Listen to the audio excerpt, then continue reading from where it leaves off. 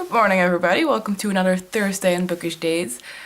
This week's question is what are your favorite book to movie adaptations? So let's go through them a bit quickly because I have my first finals week this week at uni and I have this European law exam and it's driving me crazy. Usually when a movie comes out that's based on a book that I really like, I watch the movie, but it happens quite often that you're disappointed. I mean, I understand that they cannot put everything from a book in a movie, but once they cut out my favorite part, I'm still a bit sad about it. One recently that I really liked was The Hunger Games. I thought they did an excellent job. And the same I would say for The Help, which is a movie I really liked. I think a big part of that is that Emma Stone is in it because she's awesome. But it really catches the sort of like naive white community versus a very gritty, realistic black community and how they clash. And I thought that was really well done. Another one that is still one of my personal favorites are the Bridget Jones' Diaries movies. I absolutely love the book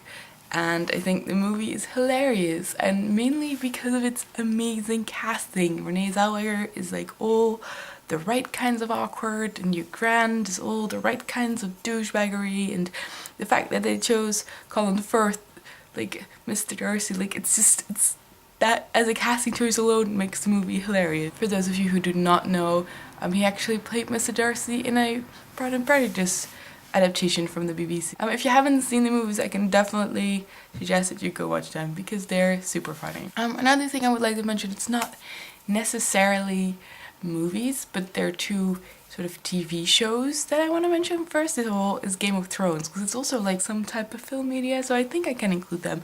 I think the Game of Thrones show is just freaking amazing. I have to say I saw the first season before I read the first book and it really inspired me to read the book, and there are changes that made it still very interesting to read the book afterwards, but the amount of detail that they put in every episode and like the amount of characters that are portrayed really well and just the whole world building in this show, it's extremely well done. And another series I would like to mention is also pretty old. I think it aired in the 80s.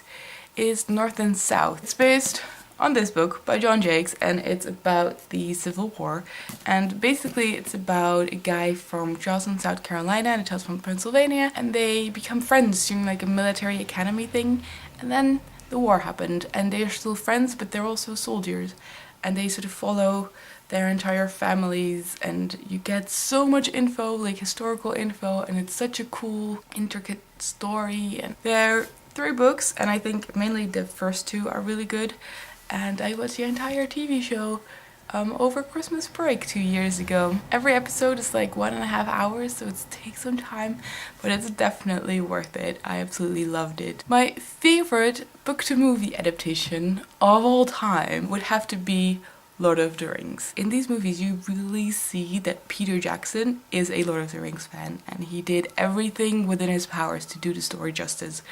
And I think in order to like put into a movie such this epic, ginormous story, you need that. You need somebody with such a commitment, because otherwise like, there's so many things that could have gone wrong. And I think actually many of the stories that he made the movie better than the book. One example, in the beginning of the first book, there's this really long part before the story like actually really takes off, and it includes mainly somebody called Tom Bombadil, and it's just, it makes no sense, and I was so glad that they left that out of the movie because it doesn't add anything to the story, and it's really weird. So one of the things is that Tolkien has really long descriptions in his books, and I think it's good to really set the world, and I'm, you know, kind of a sucker for descriptions, but this is like borderline getting annoying for me.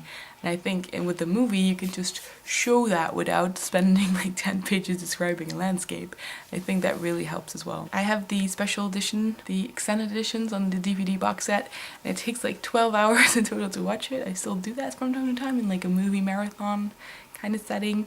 And it's just, I'm really amazed how everybody is so committed to it, like into it, loving what they were doing, and I think that really shows on the screen. So that's definitely my favorite book to movie adaptation, and also the first one in which I maybe am considering to say that the movie is better than the book. So yes, I will see you again next week. Bye!